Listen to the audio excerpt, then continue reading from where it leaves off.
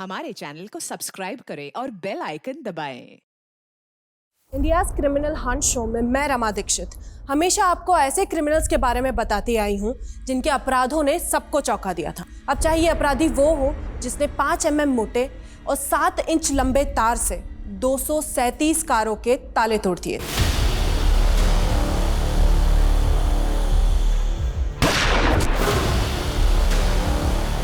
और वो क्रिमिनल भी आपको याद होगा जिसने 900 मीटर लंबी सुरंग खोदकर एक बैंक लूट लिया था।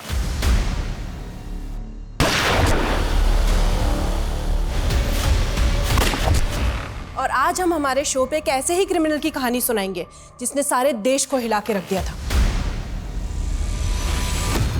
नमस्कार, मैं रेणुका शाने क्राइम पेट्रोल सतर्क में आप सबका स्वागत करती हूँ। हमारे किसी पसंदीदा टीवी शो का जब फर्स्ट सेगमेंट मिस हो जाए तो हमें उसका रिकैप देखने की बड़ी दिलचस्पी होती है कि पहले क्या हुआ था, तभी आगे देखने की दिलचस्पी कायम रहती है। पर हमारी असल जिंदगी भी एक कहानी ही है जिसका अतीत हम जरूर जानते हैं, लेकिन अंत क्या होगा हमें नहीं पता होता। लेकिन फिर भी हम अपनी योजनाओं के नए नए प्लॉट गढ़ते हैं, ऐसे ऐसे ब्रेक पॉइंट्स पड़ाव निर्धारित करते हैं और फिर सोचते हैं इसका क्लाइमैक्स एक हैप्पी एंडिंग से भरपूर होना चाहिए। ये कहानी हर घर की है, हर वर्ग की है, सपने और संघर्ष के हर उस ट्विस्ट और टर्न की है जो कभी हमें हंसा देता है, कभी हमें रुला देता है। लेकिन फिर भी हर जिंदगी का एक अलग काल चक्र होता है, एक अलग पृष्ठभूमि होती है, और इस केस की पृष्ठभूमि काल को भी चुनौती देने वाली थी।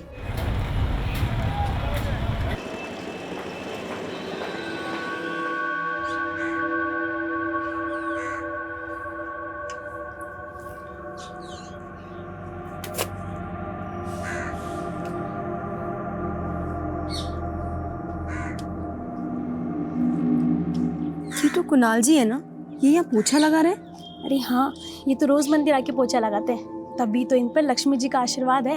इतनी बड़ी कंपनी के वाइस प्रेसिडेंट, इतनी बड़ी कोठी और इतने रईस होने के बाद भी इनमें जरा भी घमंड नहीं है। इनके तो बच्चे भी काफी होनहार हैं।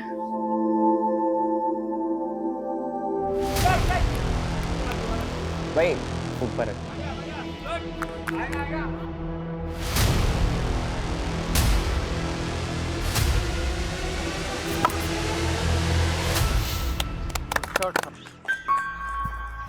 Well played Samarth, well played.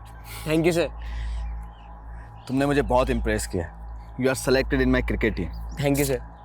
देखो, ग्राउंड में तो मैंने तुम्हारी स्किल देख ली, लेकिन ग्राउंड के बाद जब भी तुम्हें मौका मिले ना अपनी स्किल दिखाने का, तो मौका मत छोड़ना। Yes sir.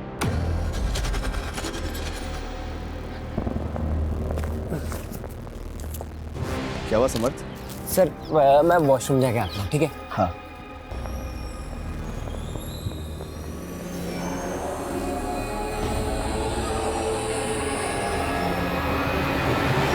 देख Deepti, one thing is clear, एक म्यान में 2 तलवार नहीं रह सकती। सो इट्स बेटर कि तू मेरे रास्ते में ना आए। रास्ता नहीं, सीढ़ी। वो सिर्फ मेरी करियर की सीढ़ी है। मैं उस पे बस एक बार चढ़ जाऊँ ना, तो फिर मयान लेके डांस करना I don't mind, you know. देख, तू मुझसे पंगा मत ले, समझी ना? वरना क्या कर लेगी तू मेरा? चलो मैं तुम्हें घर ड्रॉप कर देता हूँ, आओ।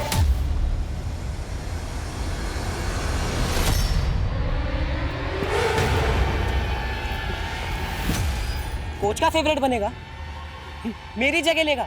साले एक से एक गुंडे मेरे दोस्त हैं। ऐसा हाल करूंगा ना, पानी भी नहीं मांगेगा। अरे आप मंदिर से घर नहीं आए, नाश्ता कब से तैयार है?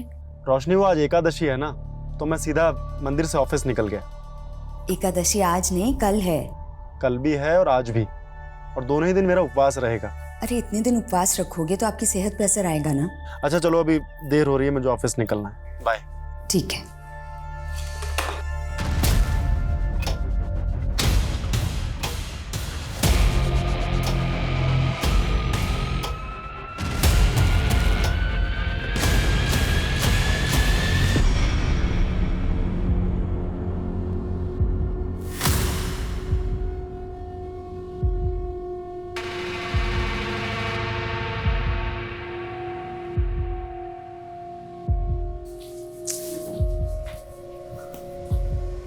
क्या हुआ, इतनी परेशान क्यों दिख रही है? माँ नर्वसनेस तो है, लेकिन एक्साइटेड भी हूँ। आपकी बेटी स्टार जो बनने वाली है। अच्छा। हाँ माँ, आपको पता है मुझे ना एक एल्बम में रोल मिला है, तो उसी के शूट के लिए कॉल आने वाला है। माँ मुझे ना आउट ऑफ टाउन जाना होगा, तो प्लीज पापा को कन्विंस कर लेना आप। कोई जरूरत नहीं है, और मैंने तुम्हें पहले भी मना किया था ना, ये मॉडलिंग नहीं चलेगी। पापा आप समर को क्रिकेटर बना सकते हो, तो मुझे मॉडलिंग क्यों नहीं करने देते? जब देखो तुम हमेशा सौतेला वाला बिहेव करते रहते हो। लेकिन मैं रुकूंगी नहीं, आप देखना मैं शूट पे जरूर जाऊंगी। देखा, तुम्हारी वजह से बढ़ावा मिला है उसे। कैसे बात कर रही है मुझसे वो। अरे पर मैं दीप्ति दीप्ति दीप्ति अरे क्या हुआ समर? हाँ समर, क्या हुआ तुझे? बैठ बैठ बैठ। क्या हुआ? हाँ बेटा, ये सब चोट कैसे लगी है? बोल। हाँ ये सब कहाँ से?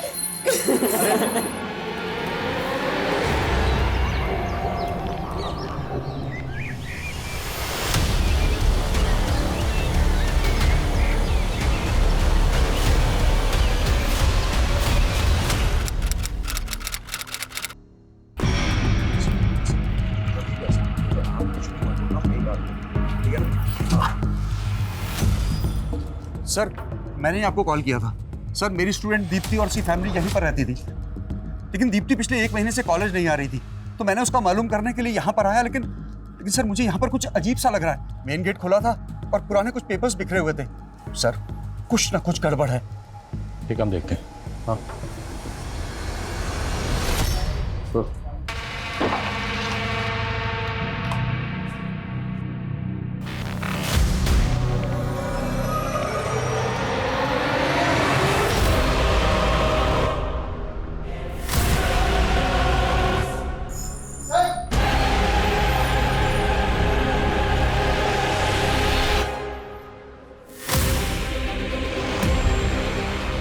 बड़ा कांड हुआ इस घर में।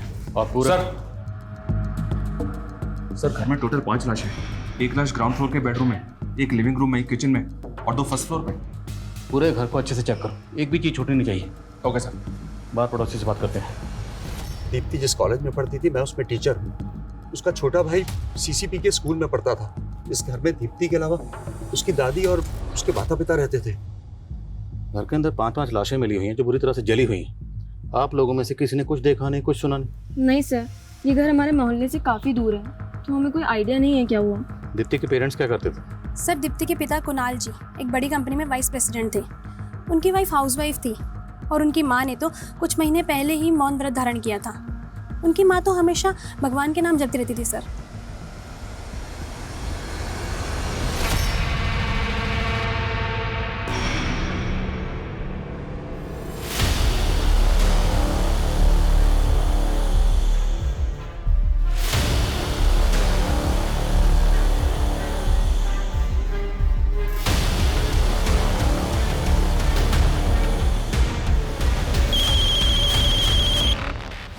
हत्यारे की भी आत्मा होती है, उसके रंग ढंग, उसकी भी आदतें होती हैं, जिसे समझना।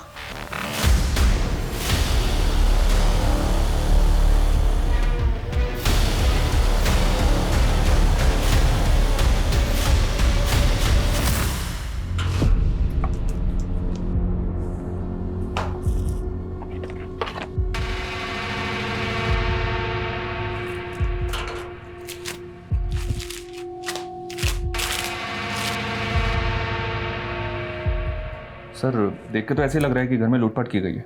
अजीब बात यह है कि घर में कहीं भी किसी भी मेंबर का फोटो नहीं है और एल्बम से फोटो भी गायब है। अगर ये सारे कत्ल लूट के इरादे से किए गए हैं तो सवाल ये है कि एल्बम से फोटो किसने गायब किए, और दूसरी बात, मारने के बाद लाशों को इतनी बुरी तरह से जलाया क्यों गया? 5 कत्ल हुए और मरने वालों की फोटो गायब है। कुछ तो अजीब हुआ इसका। दुनिया में कई लोग मर के भी अमर हो जाते हैं। उनकी यादें और विचार ही नहीं, उनकी तस्वीरें और मूर्तियां भी प्रदर्शनियों की शान बन जाती हैं। लेकिन ये कातिल कौन था जिसने मरने वालों का अस्तित्व ही नहीं, उनके स्मृति चिन्ह भी गायब कर दिए थे? ये कातिल की सनक थी या कोई योजना जिसने मरने वालों के फोटोज भी गायब कर दिए? और मीडिया ने पुलिस पर इतना प्रेशर डाल दिया कि वो अंधेरे में तीर छोड़ने लगी। इलाके के कई लुटेरे गिरोह और हिस्ट्री शीटर से सलाखें भरने लगी। पुलिस की लाठियां गरजती रही। टीवी की खबरों और अखबारों की सुर्खियों ने इस केस को एक ऐसा फिल्मी ट्रेलर और टीजर बना दिया कि मानो लगने लगा ये दशक का सबसे बड़ा केस था। जी सर, आई नो सर कि जुर्म बहुत संगीन है सर। हम कातिलों को ढूंढने की पूरी कोशिश कर रहे हैं एंड आई एश्योर यू कातिल जो भी है बहुत जल्द सलाखों के पीछे होगा। ओके सर, जय हिंद। एसपी सर ने 2 हफ्ते का वक्त दिया और इन 14 दिनों के अंदर अंदर हमें शर्मा फैमिली के कातिलों को ढूंढकर सलाखों के पीछे डालना है। हम यहाँ कातिलों को ढूंढ रहे हैं सर, लेकिन मीडिया ने इस केस को मास सुसाइड का रंग दे दिया।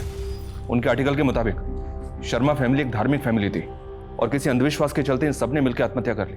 और तो और सर, मीडिया इस केस को हैदराबाद वाली फैमिली के केस से भी जोड़ रही है।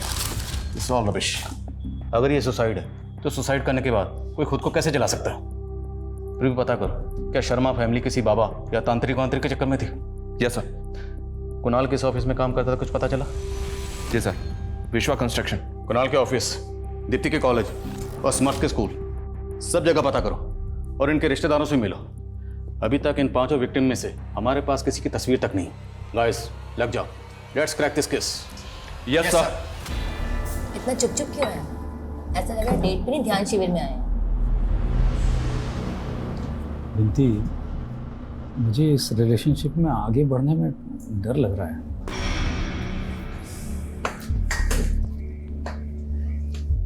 तुम्हें पता है तुमने 60 साल में शादी क्यों नहीं की? क्योंकि तुम अपने हर अफेयर से ऐसे दूर भागते रहे।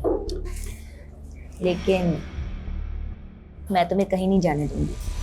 बिंती, तुम्हारी मेरी उम्र भी तो देखो। अरे ये तो अच्छी बात है ना कि तुम्हें इतनी जवान बीवी मिल रही है। इतनी प्रॉपर्टी, इतना जायदाद, मुझसे बेहतर कौन संभाल सकता है? हाँ, ऐसे क्या देख रहे हैं जैसे कि मैं आपको चीट करके भागने वाली हूँ।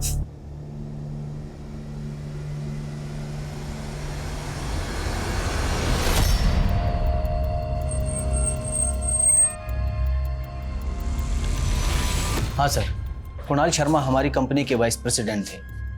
मुझे बहुत बुरा लगा जब पता चला कि वो और उनकी फैमिली। कौन होगा जिसने कुणाल और उसकी फैमिली के साथ ऐसा किया? आई मीन, कोई झगड़ा या ऑफिस में कोई बिजनेस राइवलरी? नहीं सर, इनफैक्ट उन्होंने तो 3 महीने पहले से ही ऑफिस आना बंद कर दिया था। क्यों? सर, करीब 3 महीने पहले एक आदमी ऑफिस आया था। उसका कुणाल सर के साथ बहुत बुरा झगड़ा हुआ था। बहुत हो गया तेरा, आज तुझे तेरे स्टाफ के सामने जलील करूंगा। सतीश, समझ में आएगा तेरे को? चल सतीश, निकल। क्या कर रहे हो तुम? इशू क्या?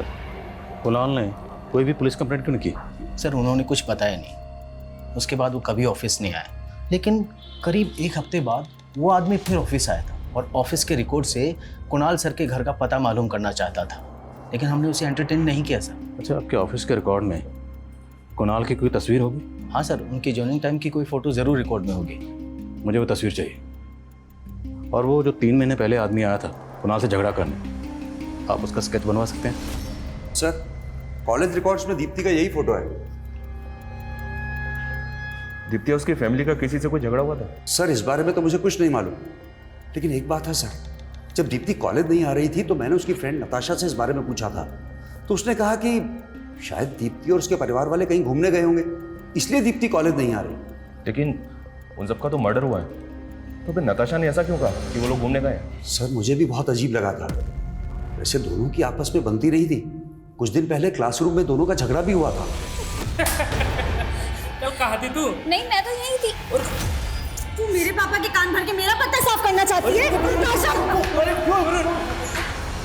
इस झगड़े की वजह क्या थी? ये तो मुझे नहीं मालूम सर, लेकिन हाँ, दीप्ति और नताशा दोनों पढ़ाई के साथ साथ मॉडलिंग में भी अपना किस्मत आजमा रही थी, और दीप्ति के पिताजी को दीप्ति का मॉडलिंग करना बिल्कुल पसंद नहीं था। सर, समर्थ हमारी स्कूल टीम का सबसे अच्छा बैट्समैन था। हमारी स्कूल टीम का कैप्टन भी सिलेक्ट हुआ था। लेकिन समर्थ ने स्कूल टूर्नामेंट में हिस्सा नहीं लिया। आपकी टीम का कैप्टन एब्सेंट था और आपने और आपके स्कूल ने ये जानने की कोशिश नहीं की कि... सर, एक्चुअली समर्थ ने कुछ टाइम पहले ही अपनी सिक लीव ली थी। क्यों? क्या हुआ था उसको? सर, शायद उसे फीवर था, इसलिए आखिर में हमें हमारा स्क्वाड भी चेंज करना पड़ा।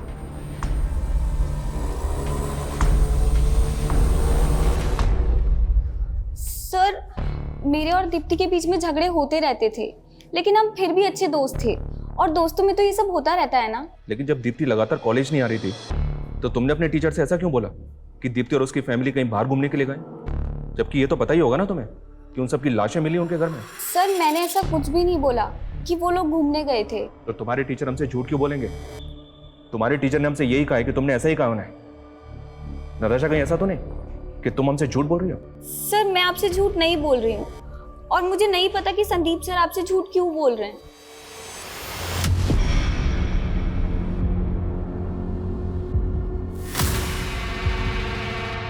और नताशा कह रही है कि संदीप ने उस पर जानबूझ कर शक जताया था। सर मुझे ऐसा लग रहा है कि नताशा भी हमसे कुछ छुपा रही है, क्योंकि मैंने बाकी स्टूडेंट से बात की। उनके बयान से ऐसा लग रहा है कि दीप्ति और नताशा एक ही लड़के से प्यार करती हैं। Love triangle? May be sir, but वो लड़का कौन है ये पता नहीं चल रहा है। तो पता करो, क्योंकि प्यार मोहब्बत के चक्कर बड़े बड़े गुनाहों को जन्म देते हैं। हो सकता है शर्मा फैमिली का कत्ल भी इसी वजह से हो। और नताशा संदीप दोनों पर नजर रखो। हाँ सिंह। सर ये उस आदमी का स्केच जिसने 3 महीने पहले कुणाल के साथ मारपीट की थी। और सर ये पूरी फैमिली मेंबर्स की पोस्टमार्टम रिपोर्ट भी आ गई। ठीक है Manish. Sir look at this report. Postmortem report के मुताबिक शर्मा फैमिली के सभी मेंबर्स का कत्ल लाश मिलने के 1 महीने पहले हो चुका था। इसका मतलब सर उस घर में 1 महीने से लाशें पड़ी हुई थी और किसी को कुछ पता नहीं चला, यहाँ तक कि नेबर्स को भी नहीं। उनको भी तब पता चला कि जब दीप्ति के टीचर ने वहाँ पे आके इन्फॉर्म किया। सर कहीं ऐसा तो नहीं कि नेबर्स भी हमसे कुछ छुपा रहे हैं? मुमकिन है। अब इतना तो साफ है, ये मास सुसाइड तो नहीं है और ना ही इन मौतों की वजह कोई अंधविश्वास है। These are all murders, brutal murders. इस फैमिली का किसी तांत्रिक बाबा से भी कोई कनेक्शन नहीं मिला है। ऐसा कौन हो सकता है सर, जिसने इन सबको इतनी बुरी तरह से जला के मार दिया, इनके फोटो तक वहां से गायब कर दिए? कातिल जो भी उसे ढूंढना तो है और हम ढूंढेंगे उसे। उसकी आंखों के दोनों किनारों से नाक की चोंच तक करीब 43 डिग्री का एंगल है, लेकिन वेट लूज या गेन करने के बाद ये एंगल 43 से 41 डिग्री तक कम हो सकता है। नाक की लंबाई 13 सेंटीमीटर ही रहेगी, लेकिन ऊपर का होठ नीचे के होठ से 10% कम मोटा होगा। अगर आपको मुझसे शादी नहीं करनी थी तो मेरे करीब क्यों आए? मैंने अपना सब कुछ सौंप दिया और आप है कि शादी करने से मना कर रहे हैं। बिंती देख, मैं तुम्हारा दिल नहीं दुखाना चाहता हूँ। बात ये है कि कौन है? शर्म नहीं आती तुझे? प्लीज मैं मत कर बिंती। मेरी बेटी को फंसाएगा तू? कुणाल, दीप्ति और समर्थ के अलावा समर्थ की माँ की फोटो समर्थ के स्कूल से मिली है, लेकिन कुणाल की माँ उमा की फोटो कहीं से भी नहीं मिल रही। उनकी तस्वीर कहाँ से मिल सकती है? कुणाल का वो मकान पुश्तैनी मकान है, तो रजिस्टर्ड ऑफिस में कांटेक्ट करो। हो सकता है प्रॉपर्टी के रिकॉर्ड पेपर में उनकी तस्वीर मिल जाए। और रोशनी के एक मायके के बारे में कुछ पता चला? सर आस पड़ोस की 2 औरतों ने रोशनी के मायके के बारे में 2 अलग अलग स्टेटमेंट दिए हैं। रोशनी दीदी शायद आगरा की रहने वाली थी, लेकिन आगरा में कहाँ की ये नहीं मालूम। लेकिन रोशनी दीदी आगरा की कैसे हो सकती है? उन्होंने तो मुझे बोला था कि वो कानपुर की रहने वाली है। लेकिन रोशनी ने पड़ोसियों को 2 अलग अलग मायके के बारे में क्यों बताया होगा? सर समर्थ के स्कूल से पता चला है कि उसने सिक लीव ली थी, लेकिन मैंने शर्मा फैमिली के डॉक्टर से बात की तो उसने बताया कि उसे बुखार नहीं हुआ था, बल्कि वो सोडोमी का शिकार हुआ था। What?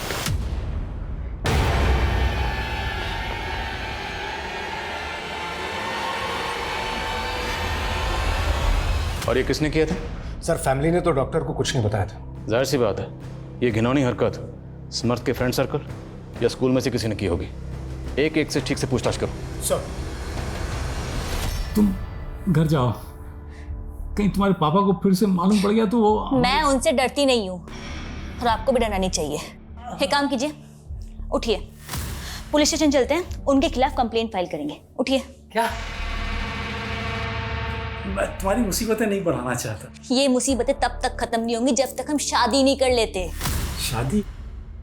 इतना सब कुछ होने के बाद भी? हाँ, मैं आप ही से शादी करूंगी, वरना वरना मरना मंजूर है मुझे। मैं सुसाइड कर लूंगी, शादी मैं आप ही से करूंगी। हाँ। क्या बात है? क्या पूछना चाहते हैं आप मेरे बेटे से? प्लीज हमें बच्चे से बात करने दीजिए। रोहन, हमें पता चला कि तुमने समर्थ के खिलाफ कंप्लेंट करवाई थी कि उसने हॉकी मार के तुम्हारी टांग तोड़ दी थी।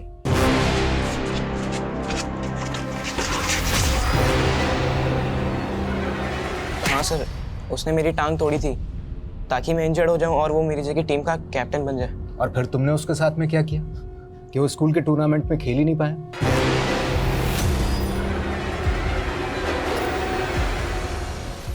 अगर हमें पता चला कि तुमने उसके साथ में ये क्या बोल रहे हो आप? मेरा बेटा ऐसा नहीं है। सर मैं सच बोल रहा हूँ, मैंने कुछ भी नहीं करा समर्थ के साथ।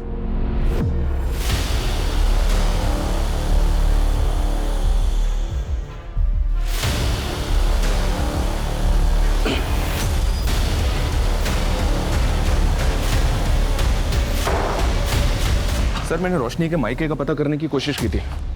मैंने रोशनी की डिटेल्स कानपुर और आगरा पुलिस से शेयर की थी, तो आगरा के कांस्टेबल ने रोशनी को तुरंत आइडेंटिफाई किया। उसने बताया कि रोशनी पहले आगरा के एक नामी बिजनेसमैन विशाल की बीवी हुआ करते थे। और जी हाँ सर, तकरीबन 14 साल पहले रोशनी ने विशाल के ऊपर घरेलू हिंसा का आरोप लगाया था। दोनों में डिवोर्स हो गया और उसके बाद रोशनी ने कुणाल से शादी कर ली। रोशनी और विशाल का डिवोर्स हुआ 14 साल पहले, और स्कूल रिकॉर्ड्स के मुताबिक दीप्ति की उम्र है 16 से 17 साल। मतलब दीप्ति कुणाल और रोशनी की बेटी तो नहीं? राइट सर, दीप्ति विशाल की बेटी थी और ये कुणाल विशाल का बिजनेस पार्टनर भी हुआ करता था। और चौंकाने वाली बात यह सर कि आगरा पुलिस का कहना है कि कुणाल विशाल के बिजनेस के साथ साथ उसकी बीवी और उसकी बेटी को भी भगा ले गया। इस लिहाज से तो विशाल का स्ट्रॉन्ग मोटिव है सर। तुम कह रहे हो कि 14 साल बाद इस विशाल ने कुणाल और रोशनी से बदला लिया? तो स्केच वाला आदमी कौन था जिसने 3 महीने पहले कुणाल को उसके ऑफिस में जाकर पीटा था? इस विशाल के बारे में सब कुछ पता करो। Okay sir.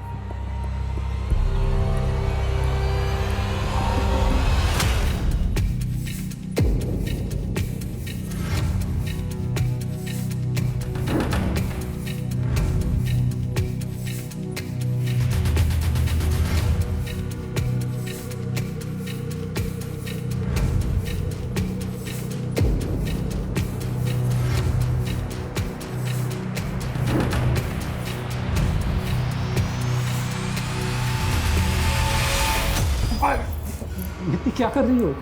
ओफो, शादी हुई हमारी, अब किस बात का डर? नहीं मैं वो जरा लगता है फर्स्ट नाइट की नर्वसनेस है, मैं भी दूर कर देती हूँ। Let's play a game. रोशनी का पहला पति विशाल आगरा से गायब है सर, इसका फोन में बंद है। तो क्या वाकई विशाल इस क्राइम में इन्वॉल्व है? मालूम करो ये कहाँ गायब है। जी सर। और एक बात, मैं रजिस्ट्रार से मिला तो पता चला कि कुणाल का घर 2 महीने पहले इसकी बीवी रोशनी के नाम पे हो गया। ये कैसे मुमकिन है? क्योंकि कुणाल का वो घर तो पुश्तैनी घर है, तो कुणाल की माँ के रहते हुए वो घर उसकी बीवी के नाम कैसे हो सकता है? इतना ही नहीं सर, वो घर फास्ट कैपिटल नाम की फाइनेंस कंपनी के पास गिरवी रखा हुआ है। रोशनी ने उस घर पे 50 लाख का मॉर्गेज लोन लिया था, वो पैसा उसके अकाउंट में आया और 3-4 दिन के बाद ये सारा पैसा विड्रॉ कर लिया गया। कहीं ये पूरी फैमिली किसी धोखाधड़ी का शिकार तो नहीं हुई? सर अमिन, सर समर्थ को किसने मॉलेस्ट किया था इसके बारे में तो कुछ पता नहीं चल रहा है, लेकिन इस कोच रावत का एक पुराना इतिहास पता चला है। 2 साल पहले ये गुड़गांव के गर्ल्स कॉलेज में कोच हुआ करता था। वहां पर कई लड़कियों ने इस पर मॉलेस्टेशन के चार्ज लगाए। सर मैंने कुछ नहीं किया सर मैंने कुछ सर बोल, चुप क्यों हो गया? सर मैंने कुछ नहीं किया सर।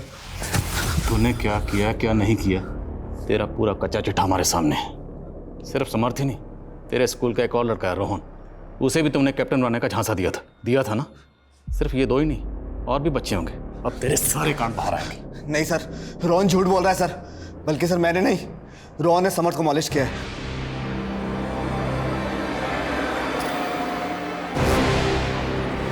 तो रोहन के बारे में तुमने पहले क्यों नहीं बताया? सर वो रोहन का बाप बहुत पावरफुल है सर। सर वो समर्थ पे तब से खुंदक खा के बैठा है जब समर्थ ने रोहन की टांग तोड़ी थी।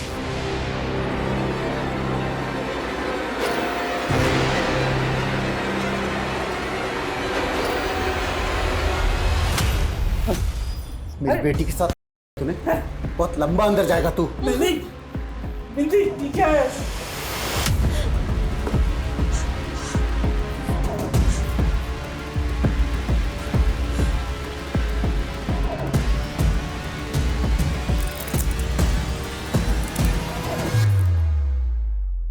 ऐसे क्या देख रहा है बुड्ढे? तूने मुझे पहचानने में ना गलती कर दी। अब एक काम कर, अपनी सारी धन दौलत और प्रॉपर्टी ना मेरे नाम पे कर दे, वरना मैं चार्जेस में फंसा दूंगा। विंती, इतना बड़ा धोखा मेरे साथ। मैंने तुम्हें प्यार किया और तुम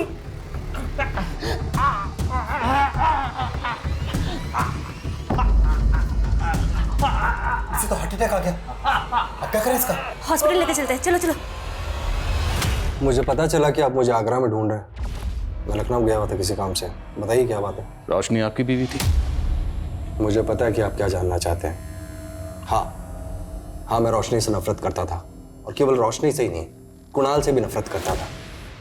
कुणाल और रोशनी के साथ मेरी बेटी दीप्ति भी रहती थी। मैं अपनी बेटी को क्यों मारूंगा? और दीप्ति को खोकर मैं पहले से ही सत्ते में था। उस रोशनी ने मेरी बेटी को मुझसे छीन लिया। इन पिछले 14 सालों में आप कभी भी अपनी बेटी दीप्ति से मिले थे? दीप्ति से तो क्या, मैं कुणाल और रोशनी से भी इन 14 सालों में कभी नहीं मिला। और मुझे तो ये भी नहीं पता था कि वो लोग रहते कहाँ पर है। एग्जैक्टली। यही पता करने के लिए तो इस आदमी को भेजा था कुणाल के ऑफिस में। इनफ इंस्पेक्टर, अगर आपके पास कोई सबूत हो ना तो मुझसे बात कीजिएगा। मेरा किसी क्राइम में कोई इन्वॉल्वमेंट नहीं है। फिलहाल जा सकते हो, लेकिन याद रखना गायब होने की गलती मत करना, वरना पछताओगे। नजर रखो इस पे। शर्मा फैमिली का कत्ल 8 बोर की पिस्टल से हुआ था। पता करो इसके जानने वालों में कौन ऐसा है जिसे 8 बोर की पिस्टल प्रोवाइड करवा सकता है। सर,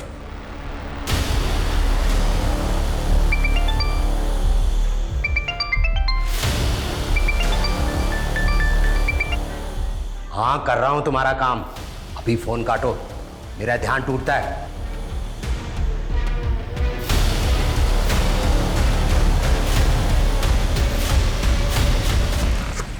ये फाइल अभी भिजवा दो। सर, कुणाल को जिस आदमी ने ऑफिस में जाके पीटा था, फरीदाबाद थाने से उसका क्रिमिनल रिकॉर्ड मिला। सतीश जोगी नाम है इसका। ड्रग पेडलिंग के जुर्म में अरेस्ट भी हो चुका है। सतीश जोगी कहाँ है आजकल?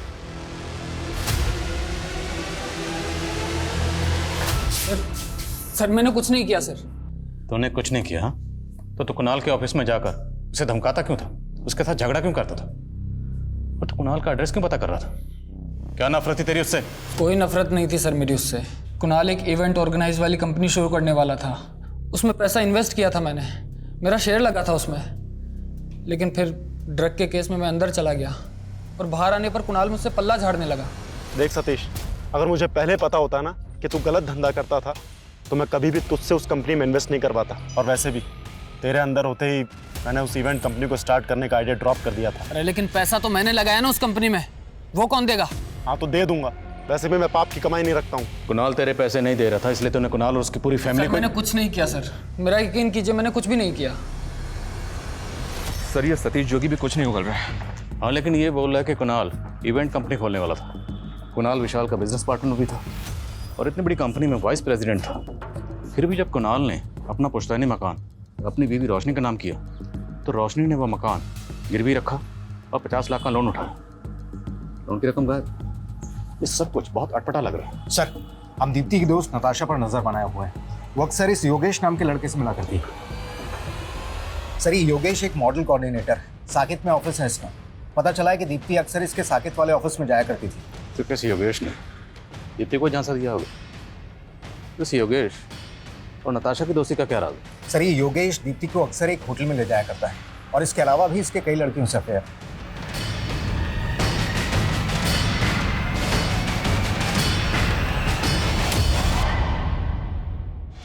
सर, मैं मानता हूं कि मैंने दीप्ति को एक मॉडलिंग असाइनमेंट दिलवाया था, लेकिन उसकी पूरी फैमिली मारी गई, तो इसमें मेरा क्या कसूर है सर?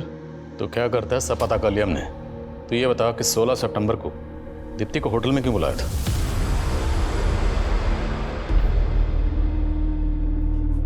लो, ड्रिंक लो और आराम से बैठो।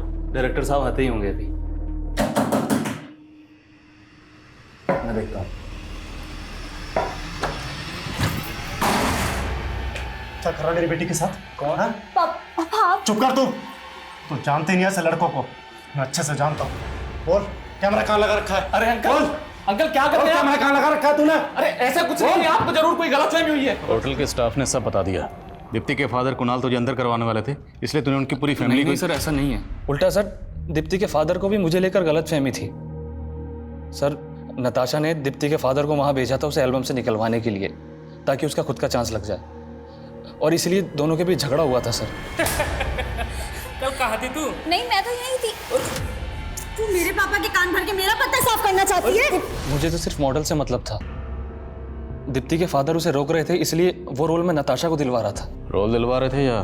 सर वो अपनी मर्जी से मेरे साथ रिलेशन में थी, लेकिन सर दीप्ति से उसके बहुत चिढ़ थी, और इसके अलावा मुझे कुछ नहीं पता सर, मैं सच कह रहा हूँ।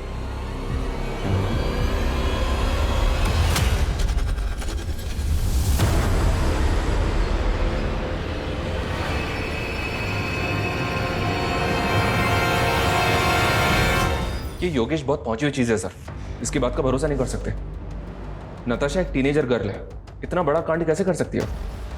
इसकी उम्र पे मत जाओ, ये आजकल के टीनेजर बच्चे जेलसी वेलसी के चक्कर में किसी भी हद तक जा सकते हैं। मत भूलो, इसका गलत आदमी से कनेक्शन था, और इसने अपने टीचर संदीप पे भी शक जताया था। सर, हमें हमारी खबरियों से इस हिस्ट्री शीटर तेजस्वी के बारे में मालूम चला है।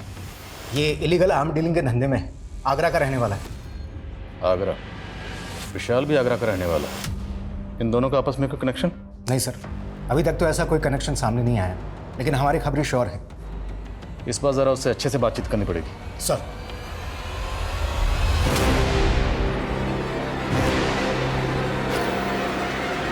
मैं किसी तेजस्वी को नहीं जानता, और अगर वो आगरा का रहने वाला है तो क्या वो मेरा आदमी हो गया?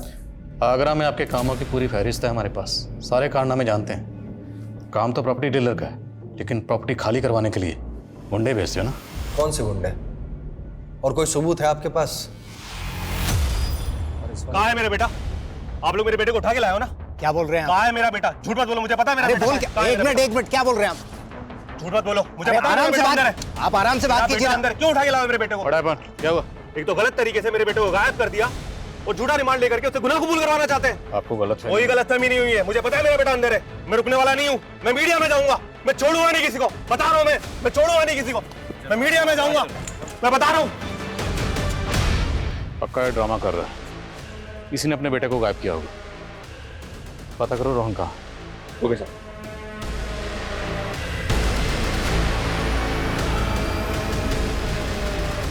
सर वो झूठे एलिगेशन लगा रहे हैं हम पे। सर मुझे तो शक है कि sir sir sir sir please sir please मुझे एक हफ्ते का टाइम दीजिए sir. We are very close sir. Okay sir, sir sir उस रोन का कहीं पता नहीं चल रहा सर, पता नहीं कहाँ गायब हो गया, और ना ही उस इलीगल आर्म डीलर तेजस्वी का। अब ये केस हमारे हाथ से निकल चुका है। एसपी सर का फ़ोन था, उनका कहना है कि अब इस केस को एसआईटी सॉल्व करेगी। We are no more in this case. इस केस की जांच के लिए सिर्फ एसआईटी का गठन ही नहीं हुआ, बाद में सेंट्रल इन्वेस्टिगेटिव एजेंसी भी इस केस में आई थी, लेकिन जांच का दायरा कभी नहीं बदला। पहली जांच में सामने आए सस्पेक्ट्स दूसरी और तीसरी जांच में बढ़ जरूर गए, लेकिन असली गुनहगार को कभी कोई जीरो डाउन नहीं कर पाया। धीरे धीरे ये केस बिना किसी नतीजे के ठंडे बस्ते में चला गया। ये केस साल 2000 में आया था, और साल 2019-20 आते आते इस केस को हर कोई भूल चुका था। लेकिन इस केस को अब एक नई शोहरत मिलने वाली थी। जिस सरगर्मी से ये केस 20 साल पहले शुरू हुआ था, उतनी ही गर्मजोशी से इस केस का 20 साल बाद फिर से एक नया आगाज होने वाला था।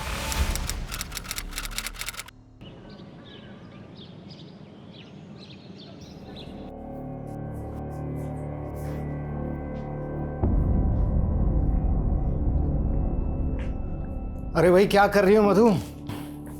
आपको तो अपनी ड्यूटी से फुर्सत ही नहीं है। हर साल कहते हैं घुमाने लेकर जाएंगे, लेकिन लेके जाते ही नहीं है। इसलिए हमारे पुराने ट्रिप की फोटोज देख रही हूँ। चलो भाई, अच्छा ही है कि तुम तो पुरानी यादें संभाल रही हो। एक minute.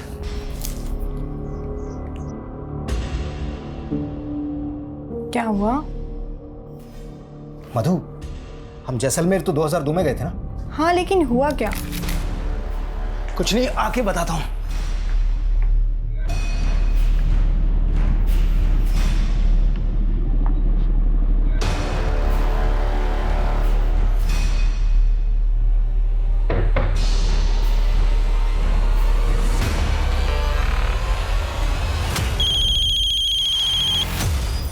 Hello Jain sir, sir मैं अमर सक्सेना बोल रहा हूँ। हाँ अमर, बड़े सालों बाद फ़ोन किया। सर आपको शर्मा फैमिली वाला वो केस याद है जिसमें 5 फैमिली मेंबर्स को मार के जला दिया गया था? हाँ हाँ, ऑफ कोर्स याद है।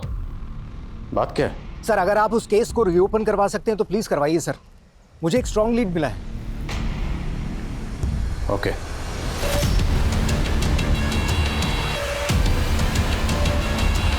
रमा, ये सरिता जी क्रिमिनल साइकोलॉजिस्ट हैं।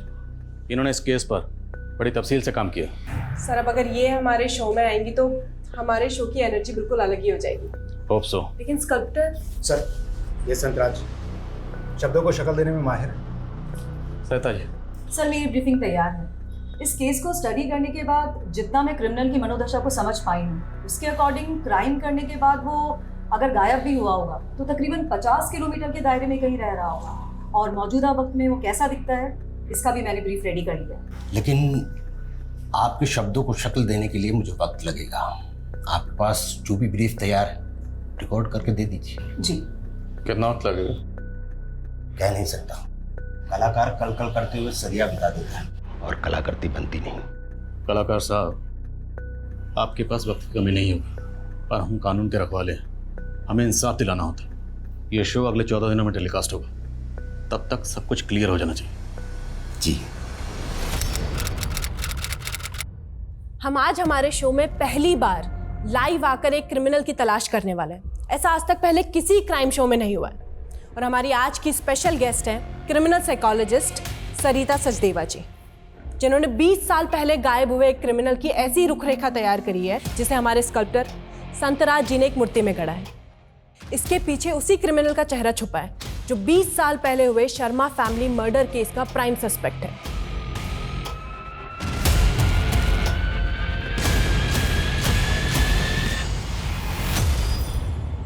एक मिनट, ये अभी पूरा नहीं हुआ है संतराज जी।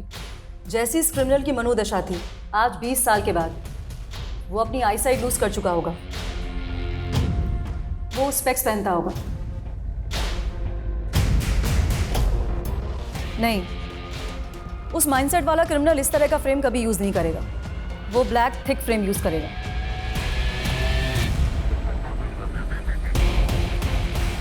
परफेक्ट। ध्यान से देखिए, यही है वो क्रिमिनल जो शायद आजकल आपके आसपास, आपके गली मोहल्ले या सोसाइटी में या ऑफिस में हो। अगर आपने ऐसे दिखने वाले किसी भी शख्स को कहीं देखा है या जानते हैं तो नीचे दिए गए नंबर पर तुरंत हमें कांटेक्ट कीजिए। हेलो, आपने शो में जिस आदमी की मूर्ति दिखाई है वैसे ही एक आदमी को मैं जानती हूँ।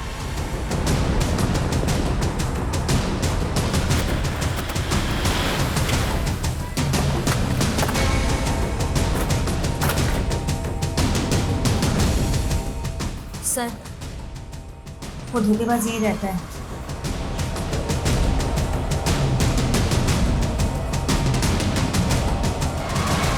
मुकुंद श्रीवास्तव और कुणाल शर्मा, बहुत लंबा इंतजार करवाया तूने। 20 साल। 20 साल पहले अगर डीएनए प्रोफाइलिंग कर पाना मुमकिन होता तो ये केस 20 साल तक अनसॉल्व ना रहता। खैर, उन 5 बॉडीज के रिमेन्स आज भी प्रिजर्व करके रखे हुए हैं। उनमें से तुम्हारी माँ उमा जी के डीएनए को तुम्हारे डीएनए से मैच करके देखेंगे, फिर दूध का दूध पानी का पानी हो जाएगा। उम्र के आखिरी पड़ाव में हो। बोलो, सच क्या है? मैं बहुत बड़ा रईस बनना चाहता था। बहुत बड़ी कंपनी में वाइस प्रेसिडेंट होने के बावजूद भी मैं कई बिजनेस करना चाहता था।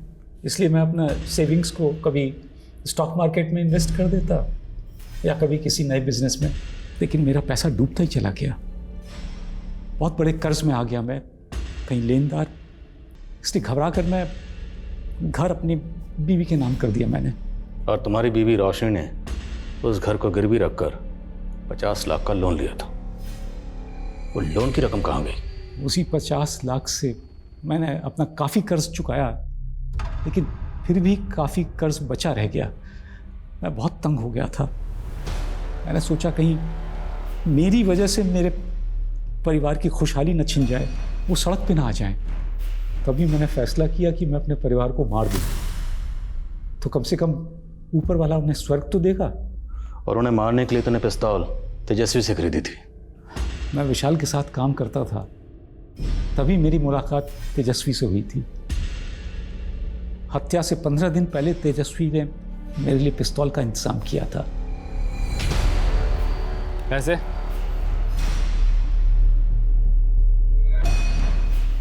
ये क्या, ये तो आधे पैसे हैं। 15 दिन के बाद बाकी का भी दे दूंगा, फिलहाल इतना ही। फिर 15 दिन बाद तेजस्वी मुझसे पैसे लेने आने वाला था। मैंने तय किया कि उसी दिन मैं अपने परिवार को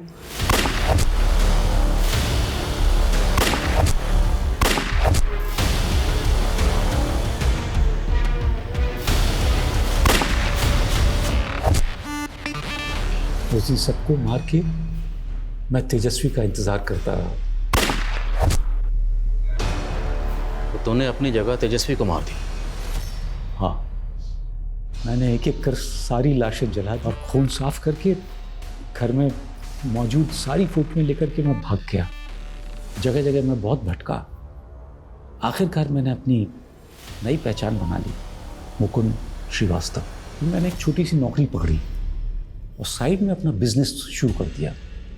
वहीं से मेरी किस्मत का चक्का चल पड़ा। लेकिन मैं अकेला था। विनती आई, मेरी पत्नी, लेकिन उसे मुझसे नहीं मेरी दौलत से प्यार था, इसलिए मुझे पकड़वाया।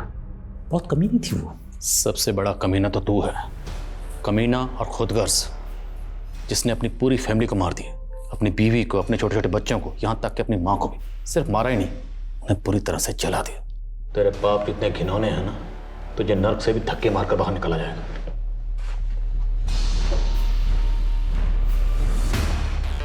क्यों? मिलेगा, मुझे भी स्वर्ग मिलेगा। और मैं स्वर्ग जाऊंगा तो वहां मुझे मेरा परिवार मिलेगा, मेरी बीवी, मेरे बच्चे, सब मिलेंगे मुझे वहां। क्यों नहीं मिलेंगे?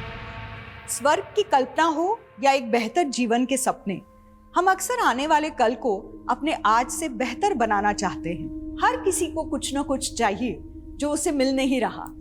माना हमें अपनी उम्मीदें हमेशा जिंदा रखनी चाहिए, लेकिन किसी और को नाउम्मीद करके, किसी और की खुशियां रौंद के, उनकी लाशें बिछा के हम कभी किसी कामयाबी की सीढ़ी नहीं चढ़ सकते। गुनाह की अंधी गली में आगे कोई मकाम नहीं होता, सिर्फ डेड एंड होता है। एक अंतहीन सजा होती है और कभी न खत्म होने वाला आत्मविलाप होता है। इन्हीं विचारों के साथ अब मैं रेणुका शाह आपसे विदा लेती हूँ। हम फिर मिलेंगे ऐसी एक कहानी के साथ जो रखेगी आपको सतर्क और जिंदगी को सुरक्षित।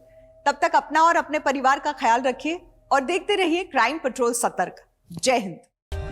For more updates, subscribe to our channel, click the show links and enjoy watching the videos.